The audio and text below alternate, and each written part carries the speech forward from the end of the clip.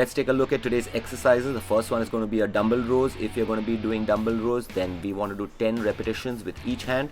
You're going to place your hand on an object to stabilize your body from moving. Bend your knees, keep your feet together, in line with each other. Sorry, not together, but in line with each other. Don't stagger them, and pull your weight up into your chest and back down without moving your knees or you're using your legs. If you're going to be doing table ups or table rows instead, you're going to need a table, of course. You're going to climb underneath the table, and you'll be doing only 10 reps with this exercise. You're going to pull your chest up, touch the bottom of the table and back down again. Please be careful while doing this movement. While doing your push-ups, make sure your whole body is like a plank. Keep your core engaged all through the movement. Make sure that your elbows are closer to your body than further away from it.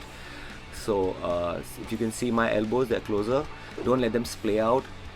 If you need to scale down this movement, place your knees on the floor but still keep your core engaged.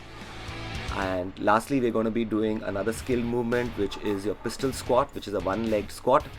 So go down slowly and come back up fast and keep changing your legs. Now this is a difficult movement and you're going to be doing 20 of these. So to scale this movement down, you can get a stool.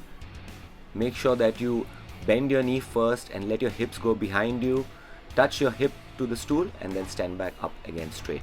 We will be alternating legs, so you'll do one rep with your left leg, one rep with your right leg, so on and so forth till you get 20 repetitions. Please remember, after every 3 rounds you're going to be breaking with 200 single skips. So do them as fast as possible. This should be something easy for you. It should not take you more than a maximum of 1.5 minutes, 2 minutes to complete your 200 single skips. If you can't, if you're not fast at skipping or don't have a skipping rope, you're going to be doing double taps instead. That's when you jump up straight and tap the side of your thighs twice for every jump. So that's your workout for today. Hope you have a good one. Don't forget to upload your scores and I'll see you again tomorrow.